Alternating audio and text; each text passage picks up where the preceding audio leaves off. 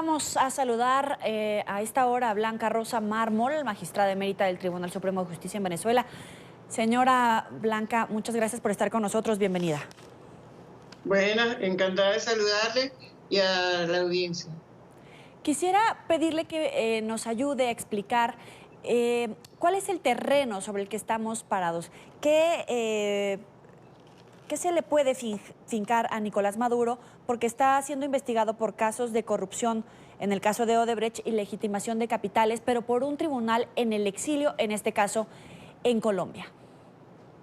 Sí, fíjate, es una situación realmente muy peculiar, aquella ante la cual nos encontramos, porque el presidente está, quien detenta la presidencia, mejor dicho, porque él no es un presidente legítimo por diversas razones, entre ellas y principalmente por la doble nacionalidad, y en segundo lugar, porque aquí la Asamblea Nacional, que es el único poder legítimo que tenemos en Venezuela, declaró su ausencia absoluta por abandono del cargo. Sin embargo, estamos en el procedimiento que se usa para enjuiciar a un presidente. Eso se hace en Colombia porque tenemos, en este caso, unos magistrados en el exilio por haber sido perseguidos en Venezuela por el solo hecho de su designación. Eso ocasionó que fueran perseguidos con la amenaza de encarcelación, y uno de ellos, concretamente el doctor Ángel Serpa Ponte, que se quedó aquí, fue encarcelado y torturado.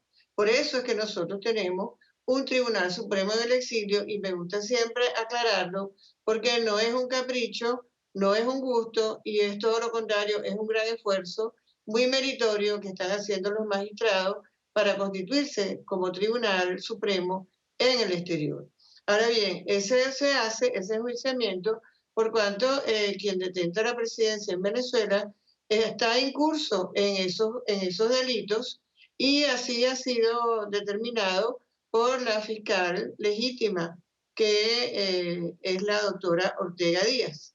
Porque aquí, como no sé si sabrán, todos estarán enterados, también fue designado otro fiscal por una constituyente espuria que funciona aquí en Venezuela paralelamente a la Asamblea Nacional.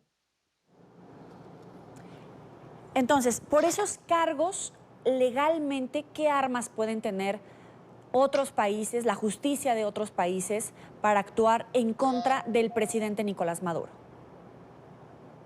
Bueno, fíjate, en vista de eso, ya establecida una acusación, como ya está, y una vez que se termine la audiencia que comenzó hoy, que puede prolongarse por más audiencias dependiendo de la complejidad de la situación, de la cantidad de pruebas, etcétera, y de los alegatos, esa sentencia tiene una validez absoluta porque emana de un tribunal legítimo. Ese es el Tribunal Supremo legítimo, el que fue nombrado de acuerdo a la Constitución y a las leyes de Venezuela, y esa debe ser una decisión respetada y reconocida por los demás países, porque es la situación constitucionalmente válida adentro, en el interior de Venezuela e internacionalmente. Ahora bien, que se ejecute en Venezuela es lo que siempre la gente pregunta, y esa es la duda, porque nosotros estamos en una situación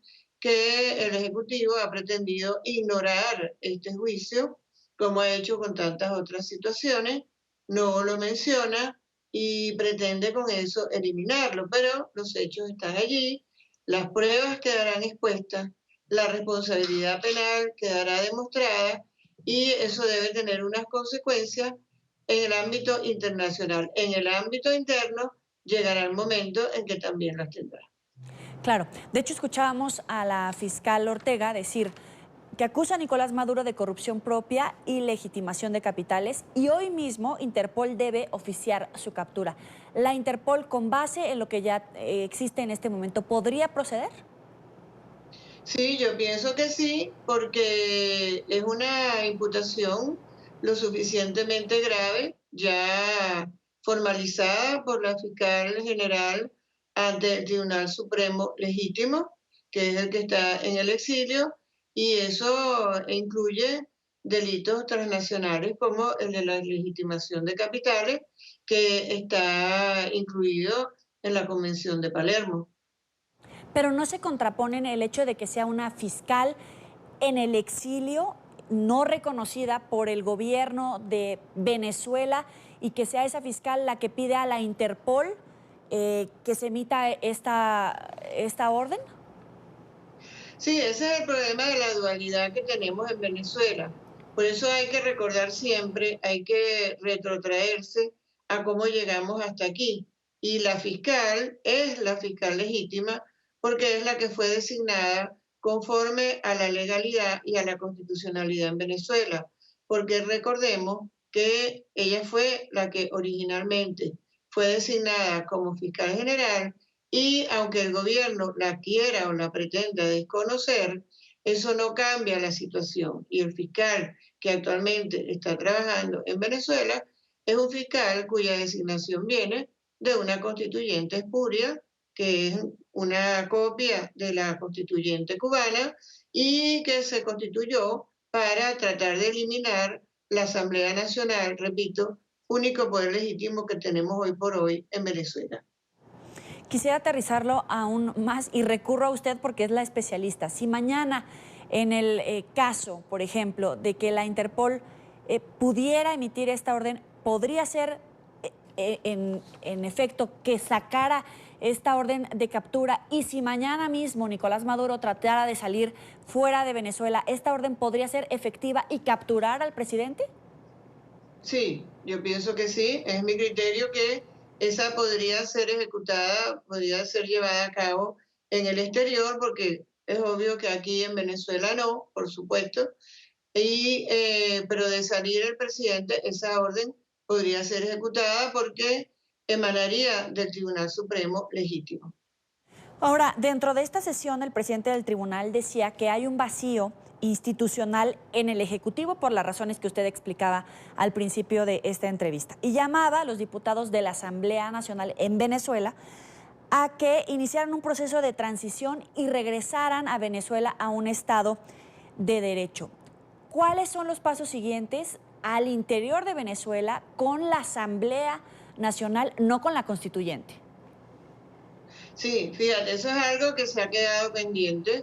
Razón tiene el presidente del tribunal cuando hace referencia a ello, porque en virtud de la decisión del Tribunal Supremo Legítimo, del cual estamos hablando, la Asamblea debió haber seguido el proceso constitucionalmente establecido, y es que ante el vacío de poder debió haber convocado en un primer término al vicepresidente para que se encargara de la presidencia, y de no estar el vicepresidente disponible o no llenar los requisitos para hacerlo, como era el caso en el momento y lo sigue siendo ahora, entonces encargarse de la presidencia de la República el presidente de la Asamblea Nacional, iniciando así la transición hacia una presidencia legítima.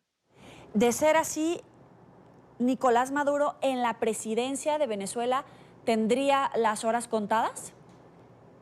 Yo pienso que sí, yo creo que él está fuera de toda constitucionalidad y de toda legalidad, sin dejar de mencionar la situación terrible que Venezuela está viviendo, el mundo entero la conoce.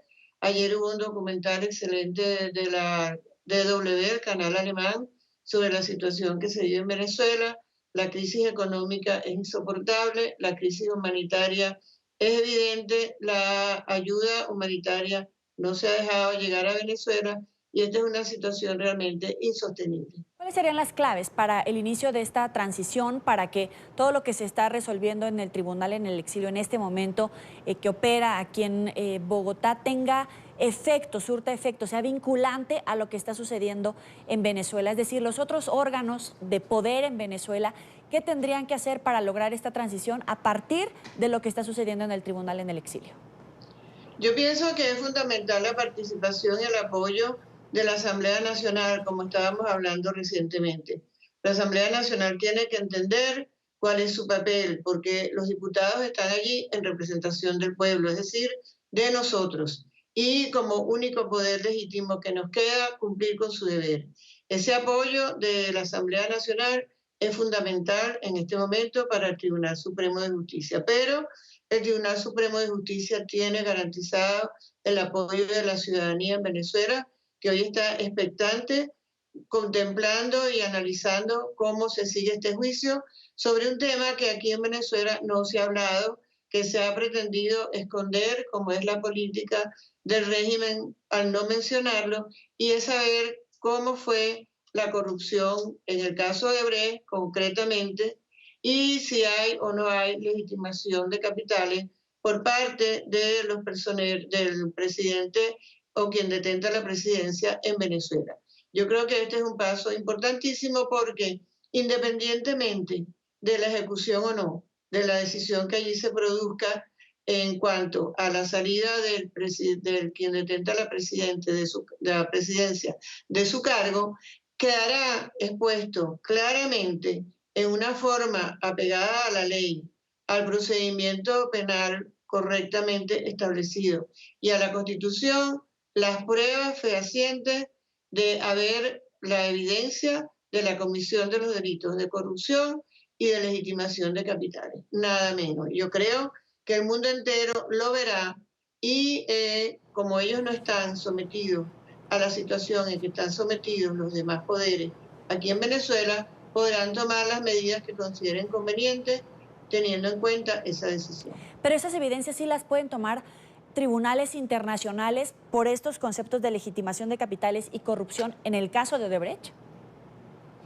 Bueno, yo pienso que los gobiernos deben tener muy presente que de estar probada una responsabilidad penal en esos dos casos tan graves como corrupción y legitimación de capitales, ellos deben tomar las medidas concernientes como se ha tomado con los demás países que han hecho las investigaciones correspondientes, muy especialmente en el caso de Brecht que usted menciona.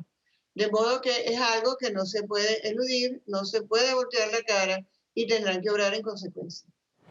Es Blanca Rosa Mármol, magistrada emérita del Tribunal Supremo de Justicia en Venezuela. Gracias, como siempre, por estar con nosotros aquí en la tarde de NTN 24.